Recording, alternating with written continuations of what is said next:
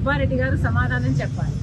సుబ్బారెడ్డి గారు సమాధానం చెప్పాలి. నా ఇంటికి రాలేదా, నాకు ఆడియో వినిపించలేదా, నా బిడ్డల మీద నేను ప్రమాణం చేసి చెప్తున్నాను ఇది నిజమని సుబ్బారెడ్డి గారు కూడా ఆయన బిడ్డల మీద, ఆయన వాళ్ళ బిడ్డల మీద ప్రమాణం చేసి చెప్పగలడేమో కనుక్కోండి.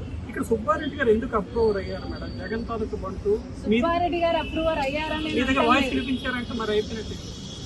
అప్పుడు సుబ్బారెడ్డి గారు నాతో బాగానే ఉండేవారు.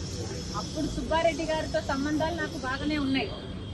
జగన్మోహన్ రెడ్డి గారు నన్ను వ్యతిరేకించారు కానీ మొదటి నుంచి మధ్యలో ఉన్న బంధువర్గం అంతా ఇద్దరిని పోగొట్టుకోలేక జగన్ రెడ్డికి నాకు ఇద్దరికి సన్నిహితంగా ఉన్న వాళ్ళు చాలా మంది ఉన్నారు. అలా ఉన్నవాడే అప్పుడు సుబ్బారెడ్డి గారు. అందుకే అంటున్నా, సుబ్బారెడ్డి గారు అప్పుడు నాతో బాగానే ఉన్నారు. కానీ ఎప్పుడైతే జగన్మోహన్ రెడ్డి గారు ఆయన చేత నా బిడ్డల విషయంలో, నా బిడ్డల ఆస్తి కాజేసే విషయంలో జగన్మోహన్ రెడ్డి గారు కుట్రలు పన్ని అబద్ధాలు చెప్పించారో, సుబ్బారెడ్డి గారికి, సాయిరెడ్డి గారికి ఎట్లయితే ఒత్తిడి పెట్టి, ఎట్లయితే ట్యూషన్లు తీసుకొని మరి అబద్ధాలు చెప్పించారో అప్పటి నుంచి సుబ్బారెడ్డి గారితో నాకు మాటలు లేవు. మాటకి తెలుసు. ఎవరైనా ఆశ్చర్యపోతారండి, అంతకంటే ఏం చేస్తారు. ఆ రోజుల్లో ఎంతగా బుల్డోస్ చేసుకుంటూ పోయారో, వాళ్లకు అధికారం ఉంది, వాళ్లకు డబ్బు ఉంది, ఏది పడితే అది, ఎంత అరాచకం అయితే అంత అరాచకం బుల్డోస్ చేసుకుంటూ పోయాడు జగన్మోహన్ రెడ్డి గారు. అందులో భాగమే ఫోన్ ట్యాపింగ్ ఒకటి.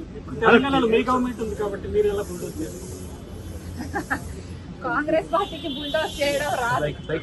కాంగ్రెస్ పార్టీ ఒక జాతీయ పార్టీ, కాంగ్రెస్ పార్టీ స్క్రూటినీ ఉన్న పార్టీ. కాంగ్రెస్ పార్టీ ఇలాంటివి చేస్తుంది అని నేను అనుకోను. రాజశేఖర రెడ్డి గారు ముఖ్యమంత్రిగా ఉన్నప్పుడు కూడా ఇలాంటి ఫోన్ ట్యాపింగ్ ఎక్కడా జరగలేదు. ఇప్పుడు జరుగుతున్నాయి, కేసీఆర్ గారు చేస్తున్నారు, రేవంత్ రెడ్డి గారు ముఖ్యమంత్రిగా ఉన్నారు కాబట్టే ఇది బయటకు వచ్చింది. కేసీఆర్ గారే గెలిచి, కేసీఆర్ గారే అధికారంలో ఉంటుంటే ఇది ఎప్పటికీ బయటకు వచ్చేది కాదు.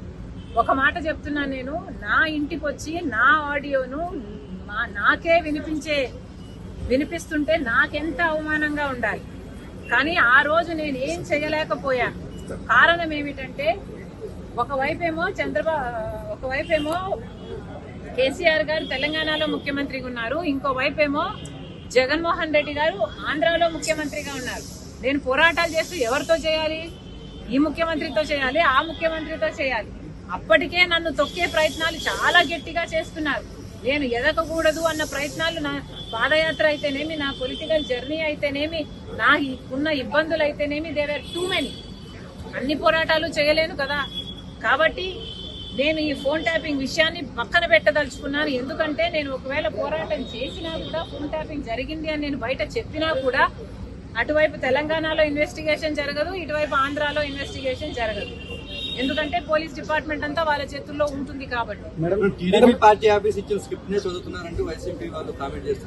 నాకేం కర్మయ్యా, టీడీపీ వాళ్ళు ఎవరు? టీడీపీ వాళ్ళు నాకు స్క్రిప్ట్ ఇవ్వడం ఏంటి, నేను చదవడం ఏమిటి? నేను చంద్రబాబు గారిని నా కొడుకు పెళ్లికి పిలిచడం తప్పితే నేను తర్వాత చంద్రబాబు గారితో మాట్లాడలేదు, నాకు అవసరం కూడా లేదు.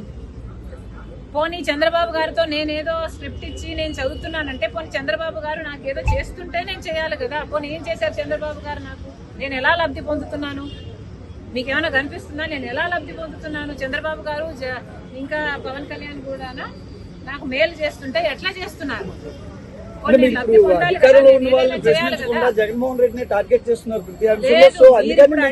కాబట్టి నేను అటు చెప్తున్నాను. లోపల చంద్రబాబు గారిని భయంకరంగా తిట్టొచ్చాను నేను, మీరుంటే తెలిసేది.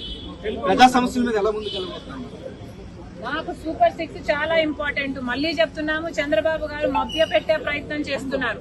చంద్రబాబు గారు అన్నిట్లో కోతలు పెడుతున్నారు.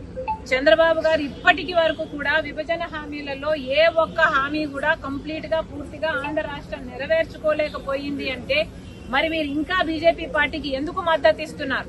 చంద్రబాబు గారిని మళ్ళీ హెచ్చరిస్తున్నాం. పగలు పడ్డ గోతిలోనే మళ్ళీ, రాత్రి పడ్డ గోతులోనే మళ్ళీ పగలు పడ్డానికి సిద్ధపడ్డారు చంద్రబాబు గారు. ఒకసారి బీజేపీతో పొత్తు పెట్టుకున్నారు, చెడింది, మళ్ళీ పెట్టుకున్నారు. మళ్ళీ చెడితే బాగుంటుందని మేము అనుకుంటున్నాము. ఎందుకంటే ప్రజలకు బీజేపీ పార్టీ ఒక్క మేలు కూడా చేయటం లేదు కాబట్టి. రాజధానికి కూడా ఇప్పుడు అప్పులు ఇస్తారట. పోలవరం విషయానికి వస్తే 45 మీటర్స్ నుంచి 41 మీటర్స్ కు తగ్గిస్తారట. విశాఖపట్నం స్టీల్స్కి వస్తే మీరు వాళ్ళకు మేలు చేయండి అంటే